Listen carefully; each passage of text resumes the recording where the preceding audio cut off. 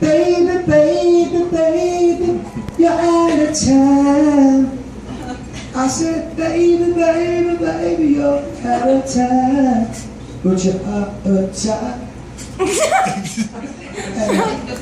How's that phone text, baby? I remember when you was in your mommy's belly, used to come here. You were tiny, you were in her belly, now you're out here at the bar. And everybody says inappropriate things all the time, but I'm not gonna. Let's hear it for the baby.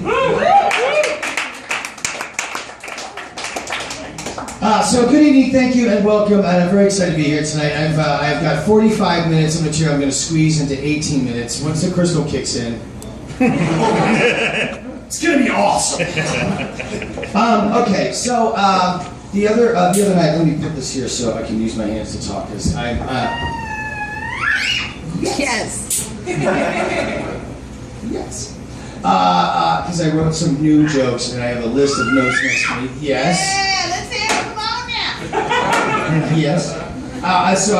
So anyway, I went to Billy Joel the other night. Yeah. It was amazing concert. Oh my God, Billy Joel was amazing. As a child, I bought Piano Man, the album, and then I had to get the cassette because albums were no longer available, and then I bought the CD, and then I lost my CD, so I bought the CD. Basically, when I was a kid, you had to buy it. So anyway, the point is, I bought Billy Joel's collection like 5 fucking times over.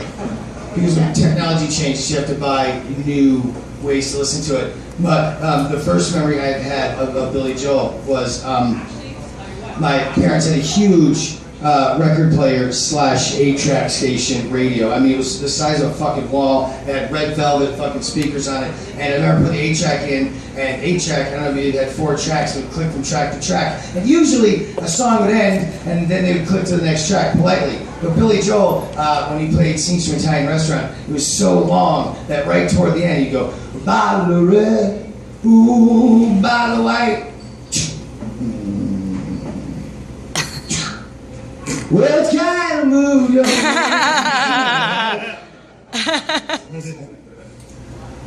So yeah, so that was not really hit, but it was one of my favorite songs ever. And yes, and so it was nice when he played it live in concert. And right at that point, I was expecting the song to kind of stop and go to the next track, and it did. It wasn't the 8-track. Someone broke into my car last week and installed an 8-track player. That's rude. Alright, so, anyway, so I love Billy Joel, yada, yada, yada. There's a little reminiscent, and it was wonderful to be there. So this is what's fucking awesome. I realize I've been listening to forever. I'm 45. People at the show were 65 minimum. Me and Christy were like 2 of the youngest people there. I forgot that Billy Joel's 65. His audience is 65. And everybody that was like, they were like 60, but like a hard 65. Like, I was like, did World War II happen last week? Like, these fuckers were like old. And I was like, are they gonna? And I'm like, there's no way I'm smoking weed in this building. Like, it's not gonna happen. Because I'm used to going to see like fish, and like the first thing you do is you get to the lot, you start smoking weed, you take some mushrooms, people are running around naked, there's acid, the show starts, everyone's smoking weed, going nuts, woo! Everyone hugs and leaves, everyone jumps up and no one stands, sits down. This fucking show, it was like people were walking, I was like, it's gonna take us an hour to get to our fucking seats. Very slow, like old people going up and down these very steep, my hip, my ankle, my swollen toes, I'm like, this show ain't gonna start on time. But great, I swear, this is the truth. We're going in, and I'm thinking I gotta hide all my, because I brought a couple of joints in case maybe I could blaze one, but I brought a vape pen because I'll just hit that the whole time and no one will know. Yeah. I had a couple of joints in my my compression shorts, and but you have to go to like the metal detectors, and you go normally. Like Christy said, she went and saw Justin Timberlake, and they were like fucking patting people down and frisking people like at a JT concert. You know what I mean? Like as if that was gonna bring out some under fucking 1980s rap crowd that would kill somebody. So we're going through the metal detectors, swear to God, it's my hip, my elbow, my knee, like old people were set off. Oh, and this is great too, because I'm thinking like I'm not gonna be able to smoke a pot here at all, but I'll hit the vape pen. So I'm blazing a vape pen, which is nice, because I'm getting just high completely. People just, they look around like, where's that coming from? They can smell it, but they couldn't see it. And then I realized, like, this crowd is old, so by the time I'm trying to get high and, like, in the mood and just, like, chill out and listen to all these old songs I heard on 8 tracks, I realized, like, the concert's, like, building, and at this point, there's, like, old dudes around me going, I think it's now I pop the Cialis because I'm an hour away from a blowjob. I'm worried about smoking weed. There's a guy next to me like, where's my Boniva? You know, like, it's funny. A whole different, like, headspace. And then he started playing Only the Good Die Young, and there's, like, a Jumbotron up there. They're going around the crowd, like, showing all these girls, Only the Good Die Young. And it's like, Only the Good Die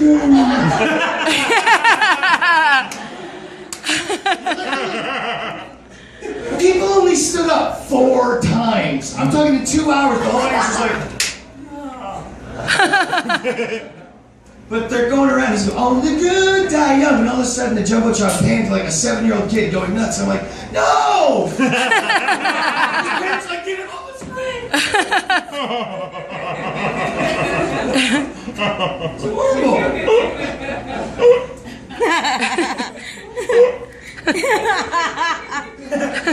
Alright, and so then my friend works at America West, US Airways. And Kristen was telling me when she went to see Justin Timberlake, there's you get VIP passes and all this backstage stuff. And it dawned on me that like now people are making extra money. Like fucking say they have like meet and greets and like the VIP, and so you can pay like $1,500 to go backstage and meet like Justin Timberlake, or $3,000 and sit in the VIP section. He'll swoop down and sing a song in your section, and it just that's a number one. I wouldn't want to, like, if I'm on tour, the last thing I do is sit and do this for like fucking an hour before the show. Yeah, thanks. Yeah, thanks. Yeah, thanks. Yeah, thanks. Like, how much money do you need, number one? But then I was like, this is the point. When I used to go to concerts in like the 80s, but like, you know, when I was a kid, it was magical, and they were artists, they were musicians, they had ethics, and they weren't like doing VIP packages and $1,500 to come. Like, if you got backstage, you did it the old-fashioned way. You had to blow a roadie.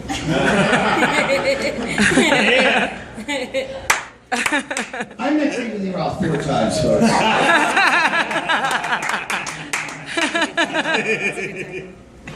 Alright, It's good tackling. Woo, woo, woo, woo.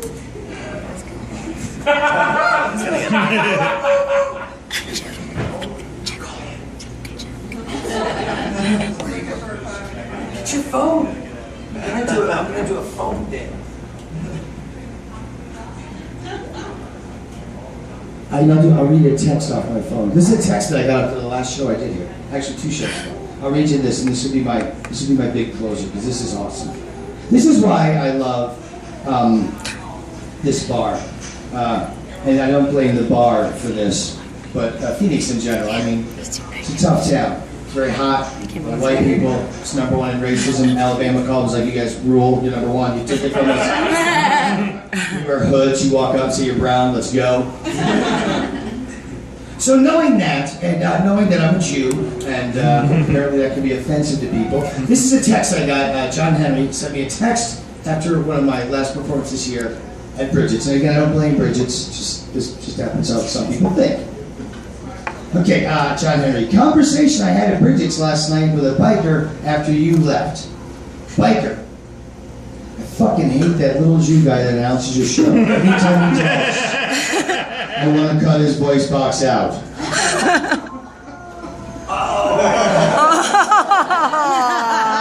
Shit, right? That's number 2. That's a poo-poo. But you know what John Henry said? He said the right thing. He looked at that biker and he went, okay. That's the correct response in this situation. When someone says something so crazy like that to you and feels so comfortable to announce it in a bar, that means there's probably a handful of people who feel the same way and will beat you if you say anything different. So when someone says some crazy, racist, nutso shit, instead of like Lou Gossett Jr. and gonna kick someone's ass and fucking, big music, just go, okay. Then the biker closed it out with some classic. Then it goes me, okay. And then it goes biker. I'm not a racist though.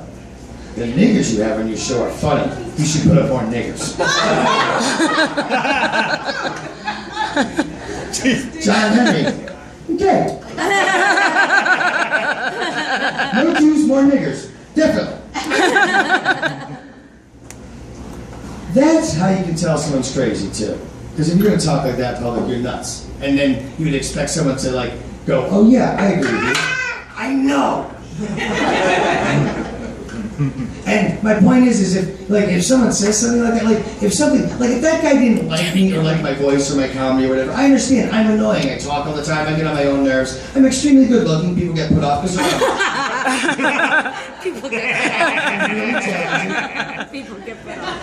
So I can see that, people, and I'm one of the chosen people, for Christ's sakes. Yeah. You feel me, Oliver? Okay.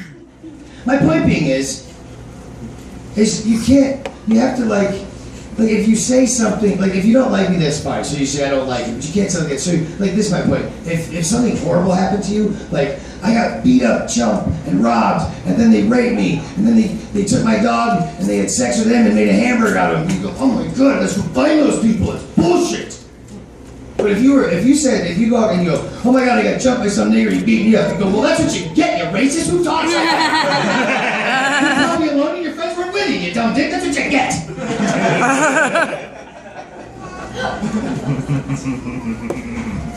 I feel your pain. Would you talk into the mic just like Chris? Because you started in your mouth, but you say something. Yeah? Can I have an Oreo? Can I have Cheerio? Cheerio? Cheerio? You're beautiful. I can't believe you were in her belly. This would make no sense to you, but I'm having a great time on stage, but then there's just moments when you're the guy that had everything smelling stinky like weed, and then you walk on stage, you have this moment going, you were there. I used to see you in there, and now you're out here, so you started in there, and now you're here. Drake, ladies and gentlemen, I'm really good looking. Thank you.